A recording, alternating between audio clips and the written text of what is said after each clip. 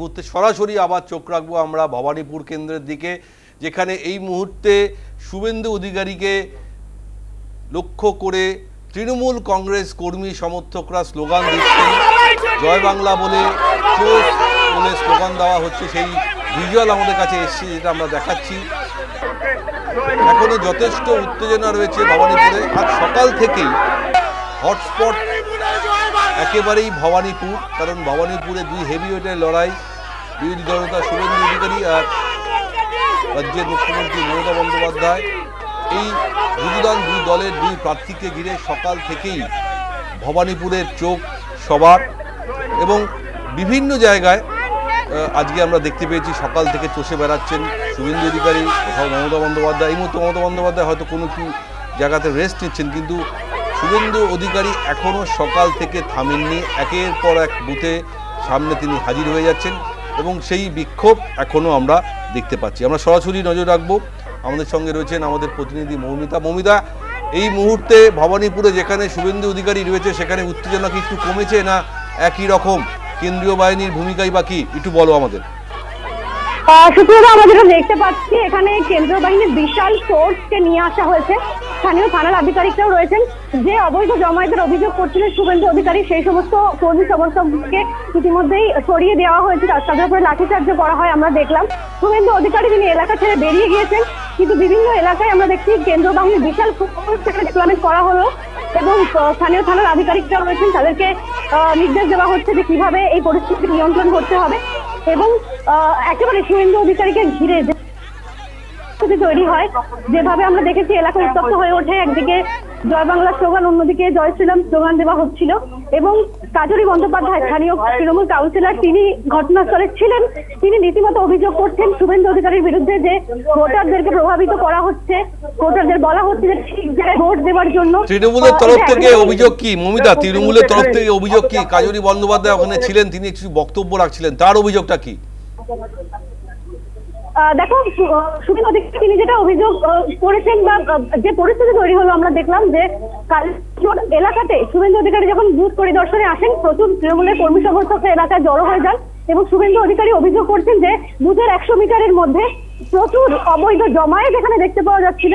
কর্মী সমর্থকরা তারা চলে আসেন এবং যেটা আমরা জানি যে কমিশনের নির্দেশ রয়েছে, বুথের 100 মিটারের মধ্যে কোনো ভোটার ছাড়া কাউকে অ্যালাউ করা হবে না। এই মুহূর্তে দেখতে পাচ্ছ যে পুলিশের তরফ থেকে কিন্তু এলাকায় টহলদারি করা হচ্ছে এবং বিশাল একটা ফোর্স নিয়ে আসা হয়েছে। থানার আধিকারিকরা রয়েছেন, সেন্ট্রাল ফোর্স রয়েছে এবং এলাকার বাসিন্দাদেরকে জিজ্ঞাসা করা হচ্ছে যে তারা কি কারণে এখানে জমায়েত করেছেন। এখানে আমরা রুট মার্চের ছবি দেখতে পাচ্ছি। যারা পুলিশের শীর্ষ আধিকারিকরা রয়েছেন, তাদেরকে সঙ্গে নিয়ে এখানে এলাকায় কিন্তু একেবারে টহলদারি চলছে, পরিস্থিতি নিয়ন্ত্রণের চেষ্টা করা হচ্ছে।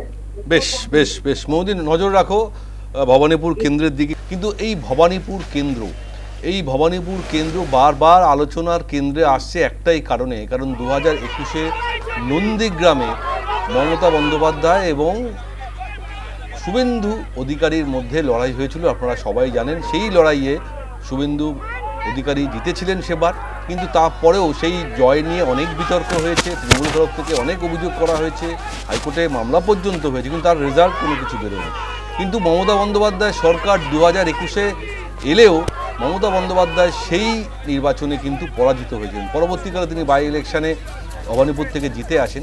এবার সেই ভবানীপুরে 2026-এ আরও একবার সম্মুখ লড়াই, একে অপরের এই লড়াইকে ঘিরেই আজ বাংলার রাজনীতি একেবারে চরমে পৌঁছেছে এবং নজর সবসময় তাই আমাদের ভবানীপুরের দিকে। যদিও আজকে বিক্ষিপ্ত কিছু অশান্তি অবশ্যই হয়েছে, কারণ প্রথম দফার ভোটে আমরা যেমন দেখেছিলাম যে একটা শান্তিপূর্ণ অবাধ ভোট হয়েছে, কিছু কিছু বিচ্ছিন্ন ঘটনা ঘটেছে। আজ দ্বিতীয় দফায় বিক্ষিপ্ত ঘটনার পাশাপাশি উত্তেজনা কিছু ছবি আমরা দেখতে পেরেছি।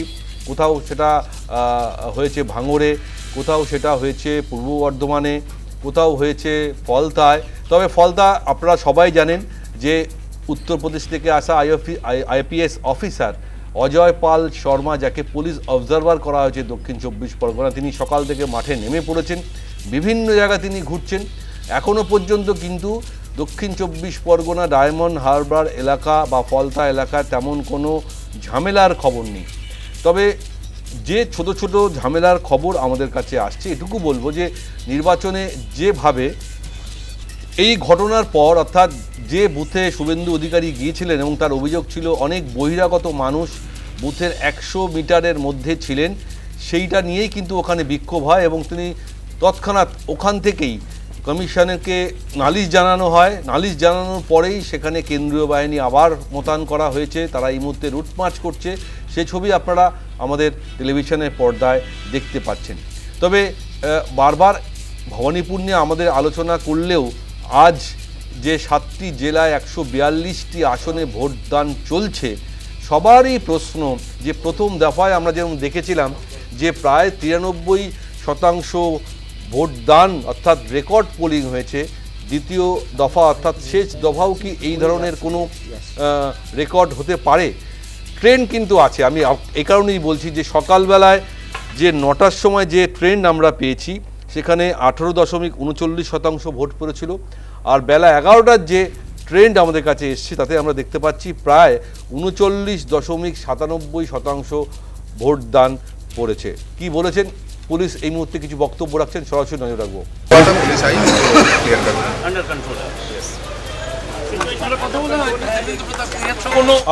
আপাতত আন্ডার কন্ট্রোল পুলিশের তরফ থেকে বলা হচ্ছে। আমি যেটা বলছিলাম বেলা 11টায় যে ভোট পার্সেন্টেজ আমাদের কাছে এসছে, নদিয়ায় 40.34%, উত্তর 24 পরগনায় 38.43%, দক্ষিণ 24 পরগনা 37.92%, উত্তর কলকাতা 38.39%, কলকাতা দক্ষিণ 36.78%, হাওড়ায় 39.45%, হুগলি 43.12%, পূর্ব বর্ধমান 44.50%। অর্থাৎ পূর্ব বর্ধমানে এখনো পর্যন্ত যা ট্রেন্ড বেলা 11টাতেই 44.50% ভোট পড়ে